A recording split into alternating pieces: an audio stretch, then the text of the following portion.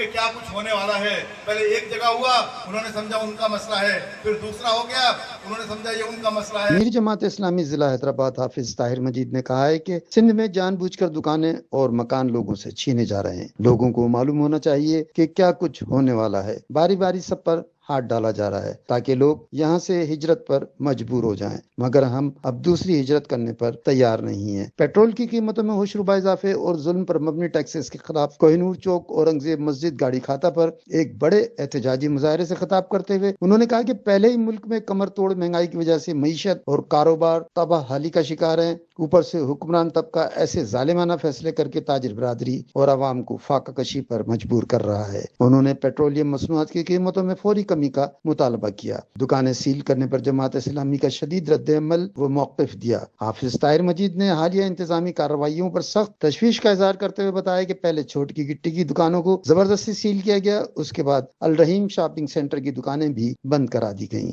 موجودہ حکومت تاجروں کو ریلیف دینے کے بجائے ان کا روزگار چھین رہی ہے. دکانیں بند کر کے معیشت کا پہیہ مزید جام کیا جا رہا ہے، جسے کسی صورت برداشت نہیں کیا جائے گا. جماعت اسلامی کے رہنماؤں نے حکومت کو متنبہ کیا کہ اگر پیٹرولیم کی قیمتوں میں فوری کمی نہ کی گئی اور تاجروں کو ہراساں کرنے کا سلسلہ بند نہ ہوا تو احتجاج کا دائرہ مزید وسیع کیا جائے گا اور تاجر برادری کے ساتھ مل کر سخت لائحہ حمل تیار کیا جائے گا. احتجاجی مظاہرے میں تاجروں، کارکنان اور شہریوں کی بڑی تعداد نے شرکت کی اور حکومت کے عوام دشمن فیصلوں کے خلاف شدید نعرے بازی کی. کیمرہ مین مجاہد عزیز کے ساتھ جاوید علی، وش نیوز، حیدرآباد.